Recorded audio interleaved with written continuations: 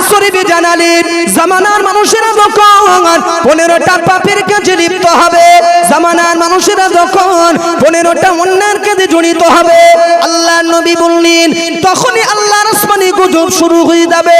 আর ঠিক সেই সময়ে আল্লাহ পাক জালেম সরকার পাঠিয়ে মুসলমানদেরকে আল্লাহ লাঞ্ছিত করবে। একটু ধৈর্যের পরিচয় দেবেন। হ্যাঁ, নবী 1500 বছর আগে বলেছেন সোনার জবানে জামানার মানুষেরা যখন 15টা পাপের কাজে যখন জড়িয়ে যাবে, কথা শুনছেন জি ভাই? হ্যাঁ শুনছেন? অন্যার কাজে যখন শামিল হবে 15 পিস, নবী বলেছেন আল্লাহর আসমান থেকে গজব আসবে, জমিন থেকে নয়, নাব্বে আসমান থেকে। আর ঠিক সেই পিরিয়ডে আল্লাহ জালেম সরকার পাঠিয়ে মুসলমানদেরকে আল্লাহ শায়েস্তা করবে, ছিটে দেবে। এখন সময় নষ্ট না করে জিজ্ঞাসা করতে পারেন এই 15টা পাপের কাজ কি কি? আমি মূল রাস্তা ধরছি, সময় শর্ট, শাখা পোশাকে গেলে সময় হবে না। বলি আল্লাহ নবী বললেন, আল্লাহ নবী হাদিস শরীফে জানালেন 1 নম্বর অযোগ্য ব্যক্তিরা যখন যোগ্যতার আসনে বসে নেতৃত্ব দেবে, অযোগ্য ব্যক্তিরা যখন যোগ্যতার আসনে বসে নেতৃত্ব দেবে, কলম চালাবে, আল্লাহ নবী বললেন তখনই আল্লাহর আসমানে গজব শুরু হয়ে যাবে। নম্বর 2 দেশের মোড়ল মাতব্বরীরা যখন মসজিদ মাদ্রাসা তথা গরিব মানুষদের টাকা পয়সা যখন লুট করে খাবে, আত্মসাৎ করে খাবে, প্যারা নবী বললেন তখনই আল্লাহর আসমানে গজব শুরু হয়ে যাবে। নম্বর 3 আল্লাহ নবী বললেন আল্লাহর ঘর মসজিদের ভিতরে গিয়ে যখন আল্লাহর ঘর মসজিদে বসে বসে যখন জামানার মানুষের জবানে দুনিয়ার গল্প বেশি বেশি বেশি বেশি করবে, দুনিয়ার আলোচনা মসজিদের ভিতরে যখন বেড়ে যাবে, প্যারা নবী বললেন তখনই আল্লাহর আসমানে গজব শুরু হয়ে যাবে। নম্বর 4 সমাধি গানার বাজনা যখন প্রাচুর্য পাবে, গানার বাজনা সমাধি যখন বেড়ে যাবে, আল্লাহ নবী বললেন তখনই আল্লাহর আসমানে গজব শুরু হয়ে যাবে। নম্বর 5 ধনী ব্যক্তিরা যখন যাকাত দেওয়াটাকে নিজেদের জন্য যখন জুলুম অত্যাচার বলে মনে করবে, ধনী ব্যক্তিরা যখন যাকাত দেওয়াটাকে নিজেদের জন্য যখন জুলুম বোঝা বলে মনে করবে, আল্লাহ নবী বললেন তখনই আল্লাহর আসমানে গজব শুরু হবে। বিগত বছর একটু টাচ দিয়েছিলাম, মাথায় তুলতে পারিনি, শুরু করলাম জি। এই 15টার ভিতরে ধ্যান এবং ধৈর্য দুটোই যদি থাকে আপনাদের, আমি সঠিক অ্যান্সার পাবো। আমি 15 পিস বলিনি ভাই, কটা? মোহব্বতের দাবি, একটু আওয়াজ দেন, কটা জি? 5। বাকি আচ্ছা এই ভাইয়ের কোলে থাক, কেন শোনেন, বলে যে ফেলেছি শুরু থেকে 5, আরো মাথার 10 বলে কি করব জি? আল্লাহ তৌফিক দিলে, তৌফিক যদি আল্লাহর তরফ থেকে আসে, বলা যদি শুরু করি আর ধৈর্যের সাথে যদি টুকটুক করে বসে আপনারা শুনতে থাকেন, কিছু কম বেশি এই 5টা পয়েন্টের উপরে 2-5 ঘন্টার ওয়াজ আছে, তাহলে আরো যে 10টা কথা রাখবো তার উপরে কথা না বাড়ালে কিছু ওয়াজ বুঝে আসবে না আপনাদের।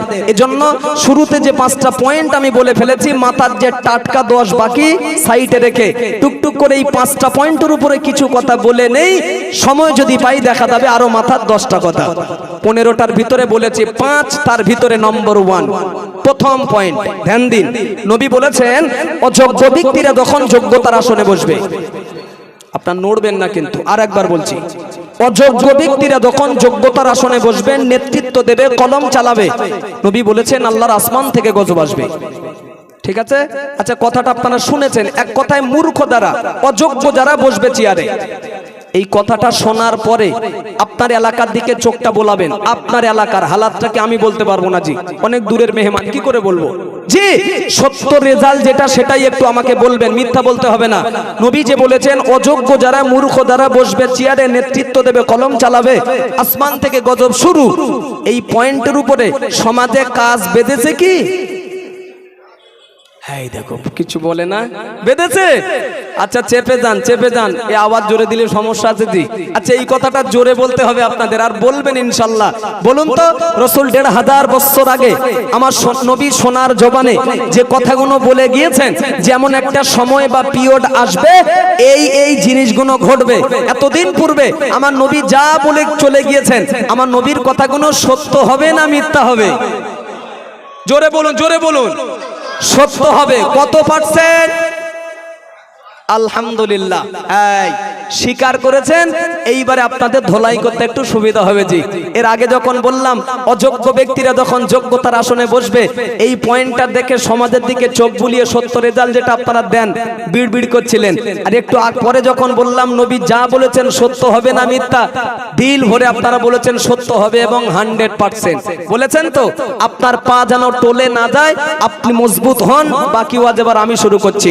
তো যার কথা সত্য হবে 100% আপনি বললেন, সেই নবীর কথা। নবী বলেছেন অযোগ্য যারা, মূর্খ যারা বসবে চেয়ারে, কলম চালাবে যখন, আসমান থেকে খেলা শুরু। তাহলে কাজ বাঁধেনি। হ্যাঁ এই দেখো, যদি না বাদে নবীর বাণী মিথ্যা হয়ে যাবে জি। একটু আগেই তো জোরে বললেন সত্য হবে 100%, তাহলে কাজ বেঁধেছে তো। কোন দিকটা বলবেন? পারিবারিক দিক, সামাজিক দিক, ধর্মীয় দিক, রাজনৈতিক দিক, আপনি কোন দিকটা বলবেন? সমাজে যারা শিক্ষিত মানুষ, পণ্ডিত মানুষ, জ্ঞানী মানুষ অধিকাংশ জায়গায়, অধিকাংশ এলাকায়, আমি দায়িত্ব নিয়ে বলছি ইনশাআল্লাহ, আজকাল শিক্ষিত মানুষের হাতে সমাজের দায়িত্ব নেই। পৃথিবী জুড়ে, বিশ্ব জুড়ে এখন মূর্খদের রাজত্ব শুরু হয়েছে ভাই। কাদের? রাগ করছেন মনে হয় আপনারা। আরে জ্ঞানী মানুষের হাতে পেন থাকবে না, নবী বলেছেন। যদি কষ্ট নিয়ে এলেন আমি ভাগ নিয়ে চলে যাচ্ছি। শোনেন, যে পিরিয়ডে একজন মূর্খ বক্তা, অজ্ঞ বক্তা নবিয়ানা মেম্বার বসে যখন বক্তব্য দেবে, আর কোন একজন জ্ঞানী মানুষ, বিজ্ঞ মানুষ যখন চটের কোনায় বসে তার বক্তব্য শ্রবণ করবে, খেলা শুরু। খেলা শুরু। তাই নবীর কথা অনুপাতে জ্ঞানী মানুষের স্থান একটু উপরে। এই উপর থেকে যখন নিচে নামানো হবে, আর নিচের থেকে যখন লাফে ঠেলে উপর শুরু উঠবে, খোদার মা শুরু হয়ে যাবে।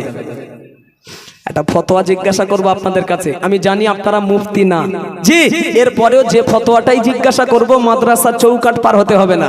আমার প্রশ্ন শেষ, জায়গায় বসে মুফতি হয়ে আপনি ফতোয়া দিতে পারবেন ইনশাল্লাহ।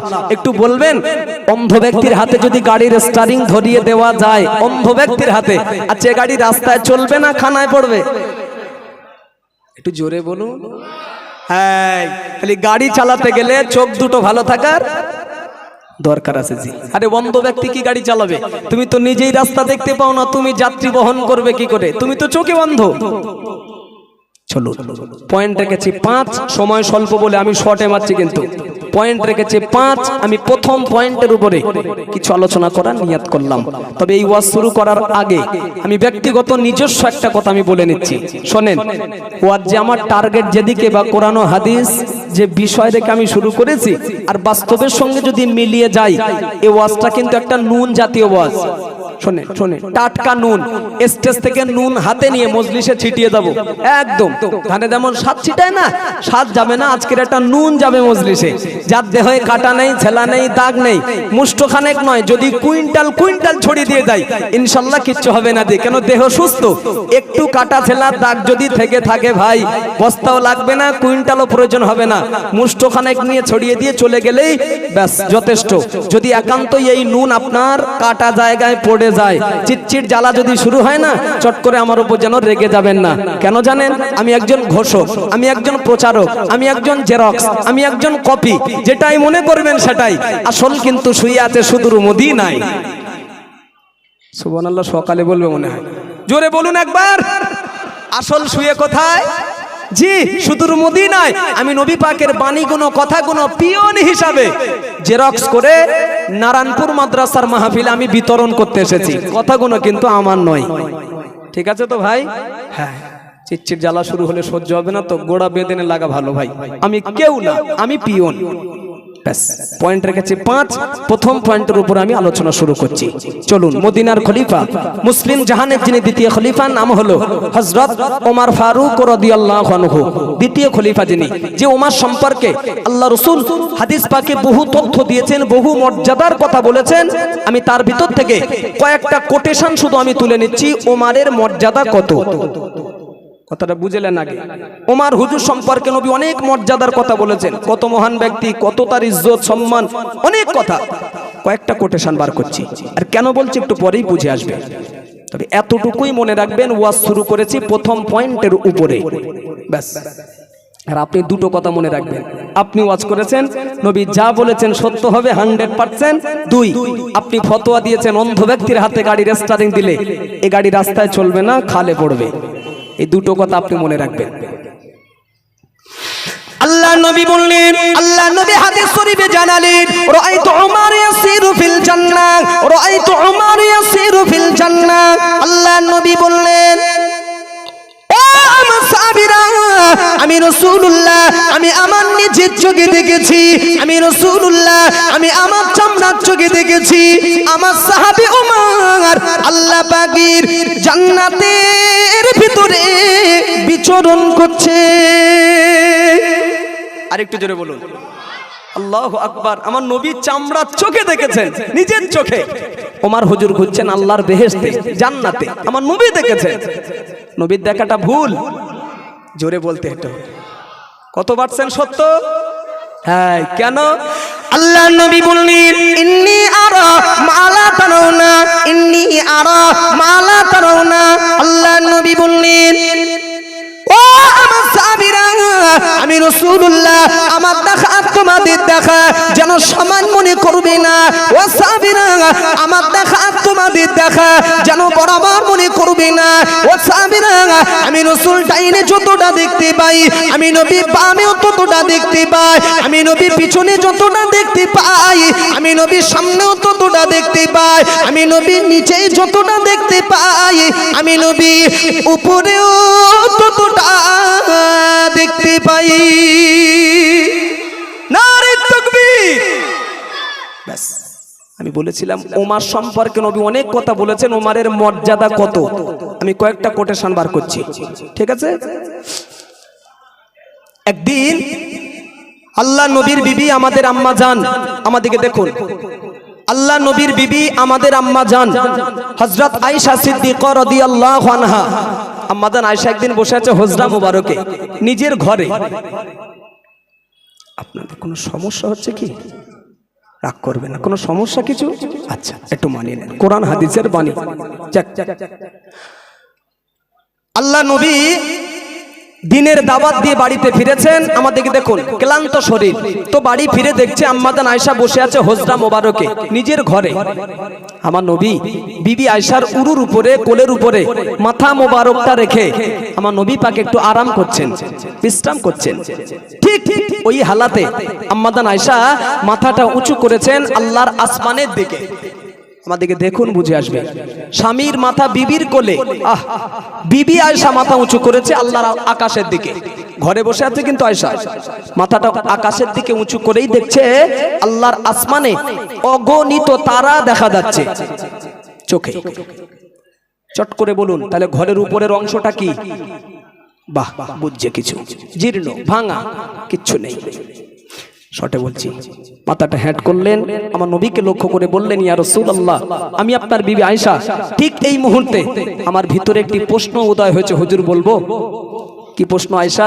হুজুর আমার জিজ্ঞাসা জানার ইচ্ছা হচ্ছে, আল্লাহর আসমানে যত পরিমাণ তারা, যত পরিমাণ নক্ষত্র আমি আয়েশা দেখতে পাচ্ছি, এত পরিমাণ নেকি, এত পরিমাণ সওয়াব পৃথিবীতে আল্লাহ কারণ নামায় আমলে বা কারণ নসিবে আল্লাহ কি দান করেছেন? কথা বুঝে আসছে? এক কথা, আকাশে যা তারা দেখলাম, এত পরিমাণ নেকির মালিক পৃথিবীতে কেউ কি আছে? আমি আয়েশা জানার ইচ্ছা হচ্ছে। যত মানুষ এখানে আছেন, যত মানুষ, আল্লাহ যদি আপনাদের হায়াত দিয়ে থাকে 10,000 বছর ধরলাম, আকাশে কটা তারা নক্ষত্র আছে গুণে শেষ করতে পারবেন?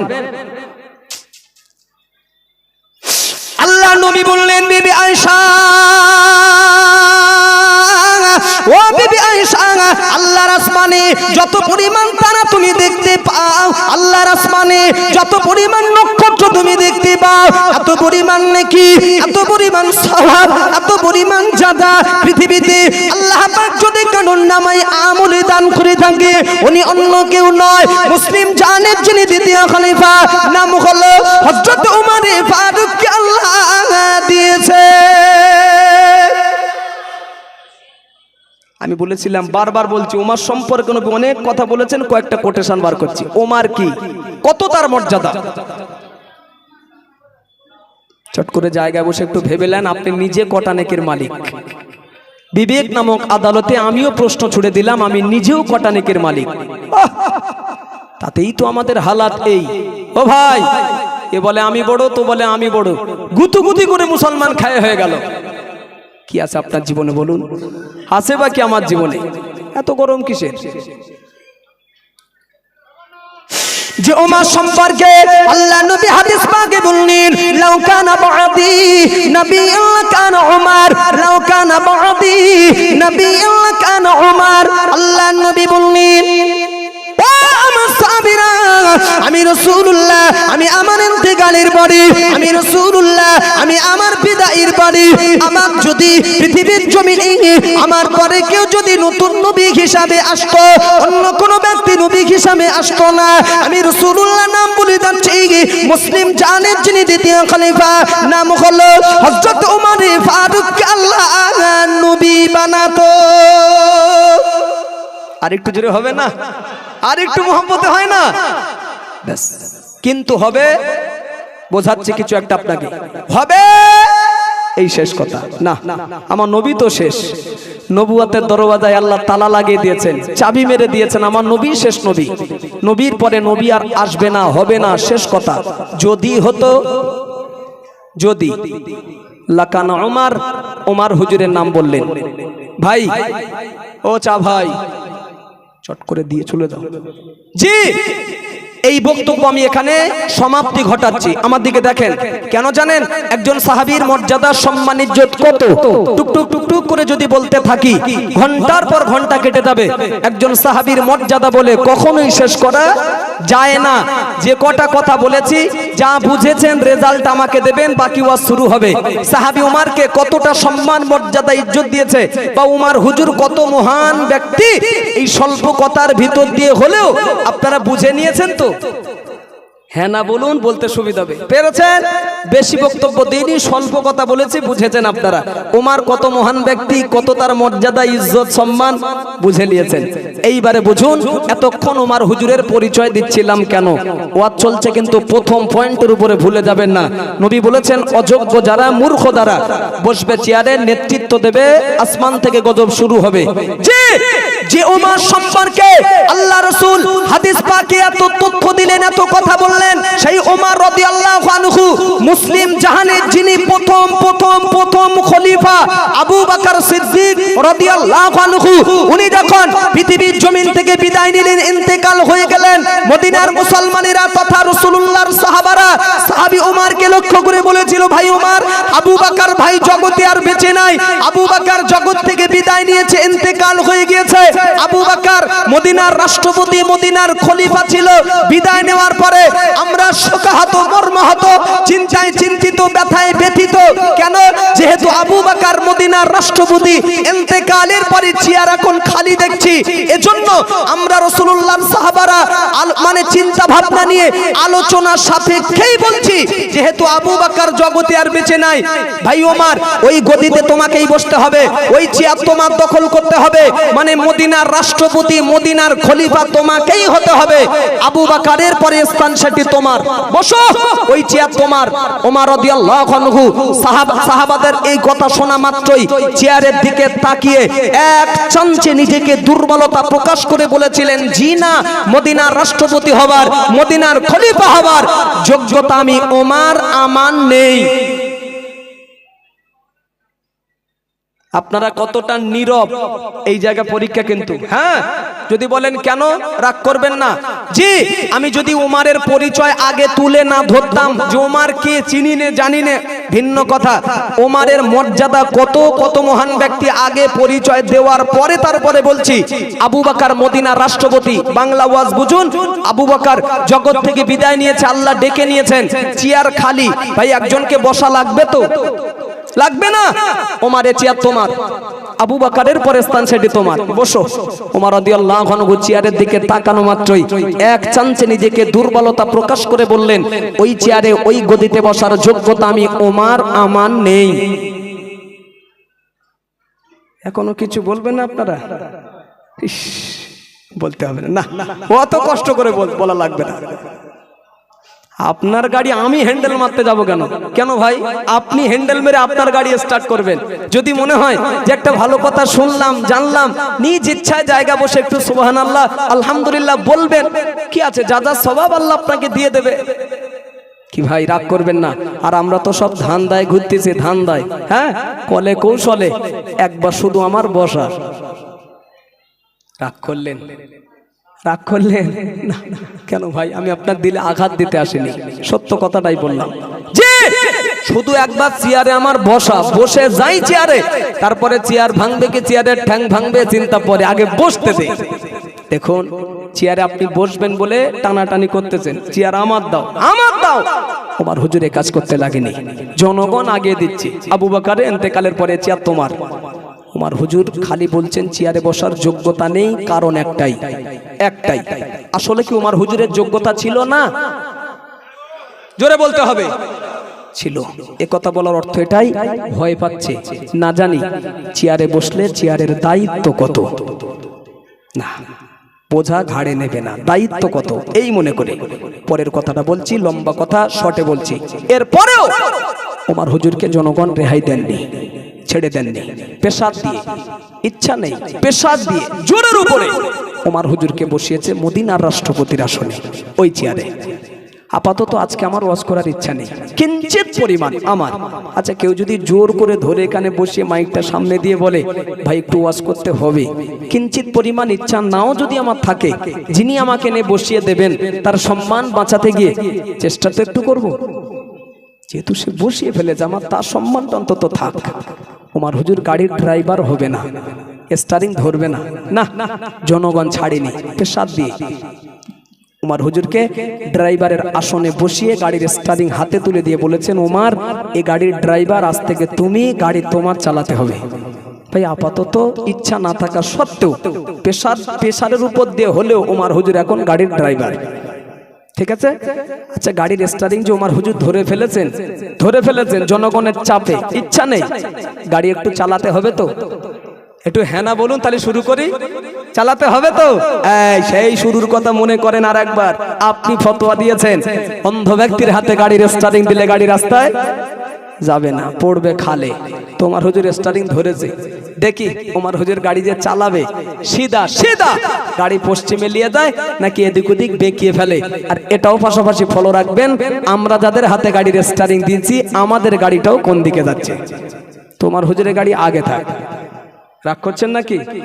ওমর হুজুরের গাড়ি আগে থাক, আমাদের গাড়ি পিছনে থাক, দেখি কোন গাড়ি কোন দিকে। নবী বলেছেন অযোগ্য যারা, মূর্খ যারা বসবে চেয়ারে, খোদার গজব শুরু। দায়িত্ব কি শুধু দেখে নাও। সাহাবী ওমর রাদিয়াল্লাহু আনহু মদিনার রাষ্ট্রপতি হওয়ার পরে, মদিনার খলিফা হওয়ার পরে সাহাবী ওমর রাদিয়াল্লাহু আনহু কোনদিন আরামের বিছানায় ঘুমাতেন না গো। গভীর রাত, নিঝুম রাত, তাহাজ্জুদের রাতে সাহাবী ওমর মদিনার অলিতে গলিতে হাঁটতেন। কেননা আমি ওমর মদিনার রাষ্ট্রপতি, মদিনার খলিফা, আমার রাজত্ব গালে কোন একজন ব্যক্তি যদি কষ্টে দিয়ে তার দিনটা কাটে, শুধু তাই নয়, ফোরাত নদীর কোলে একটা কুকুরের বাচ্চাও যদি না খেয়ে মারা যায়, ফোরাত নদীর কোলে একটা কুকুরের বাচ্চাও যদি না খেয়ে মারা যায়, কিয়ামতের ময়দানে আল্লাহর আদালত থেকে রাষ্ট্রপতি ওমর কখনো রেহাই পাবে না। সুবহানাল্লাহ বলুন। আরে স্টারিং আমার হাতে, আমি গাড়ির ড্রাইভার। হ্যাঁ, তাহলে গাড়ি সিধা নিয়ে যাওয়ার দায়িত্ব এটিও ড্রাইভারের। জি, জনগণের কথা বাদ দাও, মানুষের কথা ফেলে দাও। চতুষ্পদ জন্তু একটা কুকুরের বাচ্চা যদি আমার পিওটে না খেয়ে মারা যায়, ওমর হুজুর এই মনে করে তাহাজ্জুদের ওয়াক্তে মদিনার মসজিদে নববী শরীফে বসে কাঁদছেন, না জানি আল্লাহ শাহী দরবারে আমি ওমরকে ধরা পড়তে হবে, তো দায়িত্ব পালন হচ্ছে কি হয় না, পাচ্ছি কি পারি না, এই মনে করে আমি ওমর ভয়েতে কাঁদছি। আরেকটু মহব্বত করে বলুন, আরেকটু মহব্বত করে বলুন। চট করে বলে দেন, বাকি ওয়াজ করছি। ভাই ড্রাইভারের মাথায় যাত্রীর চিন্তা আছে কি? ব্যাস, থাকলেই যখন, থাকলেই যথেষ্ট, না থাকবে যখন খোদার গজব শুরু হচ্ছে। তো ওয়াজ নাকি? হ্যাঁ হচ্ছে, কেন হবে না? থাকবে যখন অসুবিধা নেই, না থাকবে যখন আসমান থেকে গজব। যতদিন, আমি শর্টে বলছি শোনেন, আমি যতদিন ওমর হুজুর রাষ্ট্রপতির আসনে ছিলেন, আরামের বিছানা কি ওমর হুজুর জানতেন না? না, প্রতিনিয়ত ওয়াক্তটা তাহাজ্জুদের মদিনার অলিতে গলিতে ওমর হুজুর হাঁটতেন। উদ্দেশ্য একটাই, কার কি হালাত, সুবহানাল্লাহ বলুন, কার কি সমস্যা, কে কোন মুসিবতে দেখার পরে রাষ্ট্রপতি ওমর রাস্তায় নেমে পড়তেন একা। কোনো বডিগার্ড নেই, পুলিশ প্রশাসন নেই, কোনো দেহরক্ষী নেই, কেউ নেই। রাষ্ট্রপতি উমার রাস্তায় একা নেমে গিয়ে হাঁটতেন জনগণের হালাতটা দেখার তরে। আচ্ছা, রাষ্ট্রপতির ভয় টয় লাগে না? উফ, আমার কথাটা বুঝে নে তারপরে বলেন। আমি বলেছি রাষ্ট্রপতির ইতিহাস শোনাচ্ছি, কোনো বডিগার্ড নেই, পুলিশ প্রশাসন নেই, তার পাহারাদার কেউ নেই। খালি তাহাজ্জুদের ওয়াক্তে মানে গভীর রাতে একাদে রাস্তায় নেমে জনগণের হালাতটা দেখার তরে হাঁটছেন। রাষ্ট্রপতির ভয়টাই লাগে না কেন? পাশে আসে কেউ নেই। বাহ, এইটাই তো শুনতে চাচ্ছি, বলে দিলে তো আগে হয়ে গেল। বলে আল্লাহ আছে, আলহামদুলিল্লাহ, কথাটা সত্য কথা। আল্লাহ আপনার সাথে নেই? আছে, আমার সাথে আছে। রাগ করবে না তো? আমি এত বড় নেতা, আমি দিনের বেলাও রাস্তা চলতে গেলে 6-8টা গার্ড লাগে। আল্লাহ আমার সাথেও আছে। হাসি, বিশ্বাস করুন ভাবি, হাসবো না কাঁদবো? যদি বলেন কেন? আরে তুমি মানুষের সেবায় পড়ে থাকবে, জনকল্যাণের কাজ করবে, তোমার আবার বডিগার্ড কিসের? বলো, তোমার পাহারাদার কিসের? তুমি যেখানেই যাবে সেখানকার মানুষ তোমার পাহারাদার হয়ে যাবে। কথা ঠিক কি না? ঠিক কি না? যেহেতু মানব সেবায় পড়ে যারা থাকবে, যেখানে যাবে সেখানকার মানুষ ঘিরে ধরবে, পাহারাদার হয়ে যাবে। মানে জানি এমন ধোনা ধুনে রেখেছি আমি, রাস্তায় যদি একাবার হই আমার খবর আছে। লম্বা বলা হয়ে যাচ্ছে নাকি? খাটো করে দিচ্ছি, ছেড়ে দেন। একদিন ওয়াক্তটা তাহাজ্জুদের, একা হাঁটছে। হাঁটতে হাঁটতে ওমর হুজুরের কানে একটা মহিলার কান্নার আওয়াজ ওমর হুজুর শুনতে পেলেন। করুণ সুরের একটা কান্নার আওয়াজ। থাক, আল্লাহর কাজ আল্লাহ করুক, বান্দার কাজ বান্দা করতে দেন। আমাদেরকে দেখেন, অসন্তুষ্ট হবেন না। সাহাবী ওমর রাদিয়াল্লাহু আনহু টুক টুক টুক টুক টুক টুক টুক টুক করে ওই ব্যক্তিটার ঘরের দরজার কাছে কাছে গিয়ে সাহাবী ওমর রাদিয়াল্লাহু আনহু সালাম দিলেন, আসসালামু আলাইকুম ইয়া আখালাল বাইত। ঘরের দরজা খুলে গেল।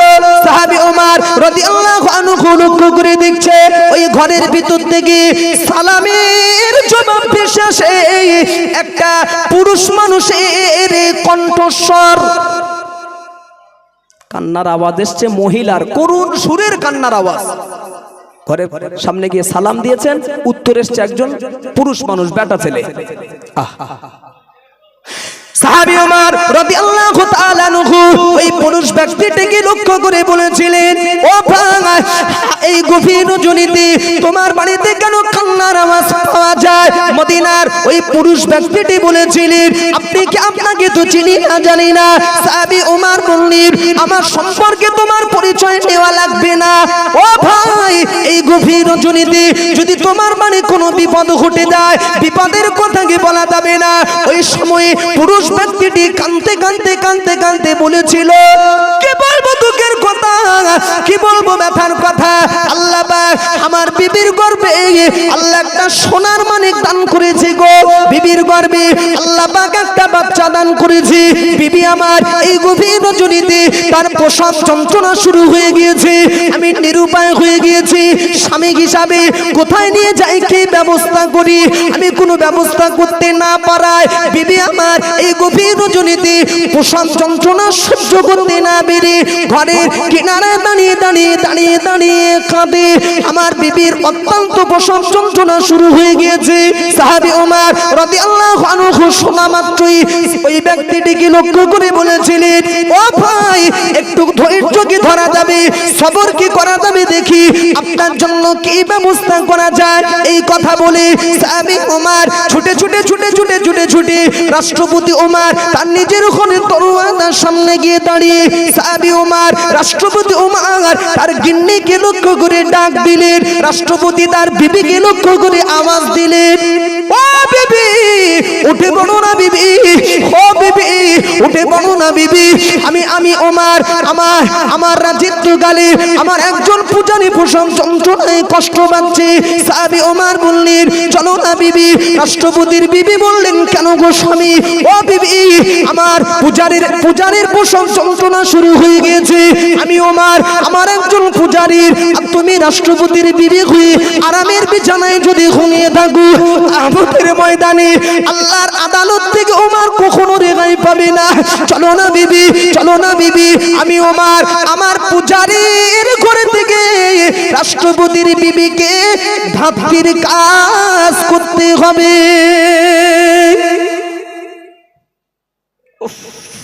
আল্লাহ, গাড়ি সিধা যাচ্ছে কি? যাবে, যাচ্ছে তো আলহামদুলিল্লাহ। আমি যত কথা আপনাকে শোনাবো একের পর এক তথ্য যতটুকু আল্লাহ বলাবেন, গাড়ি সিধা সিধা পশ্চিমে ওমর হুজুর নিয়ে যাবেন। বিন্দু পরিমাণ গাড়ি বেঁকবে না, তার কারণ একটাই, ওমর হুজুর অন্ধ ড্রাইভার নন, চোখওয়ালা গাড়ির ড্রাইভার। সুবহানাল্লাহ। আরেকটু জোরে বলুন, আরেকটু জোরে বলুন। আমার ভাইরা, এই ওয়াজ আমি আর লম্বা করব না জি, ওয়াজ শেষ হয়নি। এই ওয়াজ এখন ঘন্টা 2-4 চলবে, কিন্তু যাব না ওদিকে। তাহলে নেতা কারা হবে, নেতার দায়িত্ব কিভাবে পালন হবে বলতে বলতে আপাতত এই পর্যন্ত বলেছিলাম। অযোগ্য যারা, মূর্খ যারা বসবে চেয়ারে, এই কথা শুরু করে এই পর্যন্ত এসেছি। বাকি কথা আল্লাহ তৌফিক দিলে পরে আলোচনা হবে। তার আগে খুব মহব্বতে একবার দরুদ শরীফ পড়তে মনটা চাচ্ছে। আল্লাহুম্মা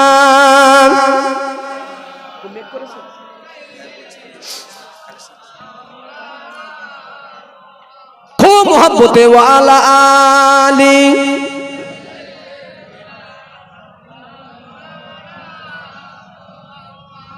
আমার ভাইরা, আপনাদের কষ্ট হচ্ছে না তো? পেশাব দিচ্ছি না তো?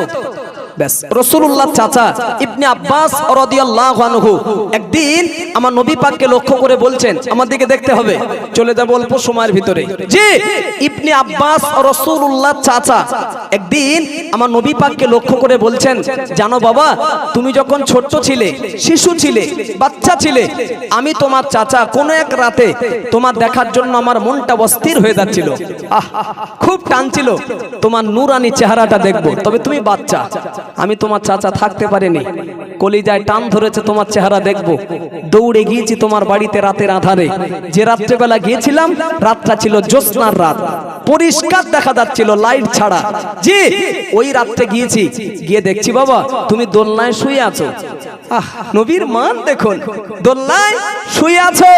আমি তোমার চাচা ঘরের আড়ালে দাঁড়িয়ে, কেউ নেই ঘরে, তুমি দোলনায় শুয়ে আছো, জেগেও আছো। লক্ষ্য করে দেখি দোলনার পাশেই তোমার মা ঘুমিয়ে, আর কেউ নেই। মা ঘুমিয়ে আছে ঘরের ভিতরে, পাশেই দোলনায় তুমি জেগে আছো। আমি তোমার চাচা ঘরের আড়ালে দাঁড়িয়ে জ্যোৎস্নার রাতে চামড়ার চোখে দেখছি বাবা তোমার দোলনাটা অটোমেটিক যেন দুলছে। আওয়াজটা মানানসই হয়নি, একটু জোরে বলুন, আর একটু জোরে বলেন। কেউ নেই ঘরে, মা ঘুমিয়ে, ইবনে আব্বাস চাচা চামড়ার চোখে দেখছে অটোমেটিক নবী মুহাম্মদ সাল্লাল্লাহু আলাইহি ওয়াসাল্লামের দোলনাটা যেন দুলছে। বাবা দোলনা তো দুলছে, এটা আমি দেখেছি। দোলনা দুলছে, তুমি খেলছো, বাচ্চারা যেমন খেলে না শিশুবেলায়, তুমিও খেলছো। বাবা খেলা করতে করতে আমি দেখছিলাম হাত নাড়াচাড়া করছিলে। এই হাত নাড়াচাড়া করতে করতে হাতের শাহাদাত আঙুল দুটো যেদিকেই যাচ্ছিল, আমি তোমার চাচা দেখছিলাম আকাশের চাঁদও সেদিকে হেলছিল। আর একটু জোরে হোক। আমার জীবনে বড় আশা, স্বপ্ন, ইচ্ছা বাবা, সেদিনের ব্যাপারটা কি, সুযোগ পাইনি, সময় পাইনি। এতদিন পরে সময় সুযোগ যখন হয়েছে বাবা, সেদিনের ব্যাপারটা কি একটু আমাকে বলবে বাবা? কেন দোলনা দুলছিল অটোমেটিক? যদিও দোলনা দোলে, আঙুল যেদিকে যাচ্ছে আকাশের চাঁদও সেদিকে হেলছে। আমি অবাক হচ্ছিলাম, খুব ইচ্ছা বাবা আজকে একটু তোমার বলতে হবে ব্যাপারটা কি। কথা বুঝলেন? চট করে ওয়াজ করছি। ভাই নবীকে যখন ইবনে আব্বাস চাচা জিজ্ঞাসা করছে কথাটা, যে নবীর কাছে জানবে, নবীর বয়স 40 ওভার। কত তাড়াতাড়ি বলুন? 40 ওভার। নবুয়ত প্রাপ্ত হওয়ার পরে জিজ্ঞাসা করছে। এতদিন পরে যে জিজ্ঞাসা করলেন নবীর কাছে, আমার নবী যখন দোলনায়, মানে কত বছর? 1 বছর, 2 বছর, 3 বছর, 4 বছর। তাহলে ওই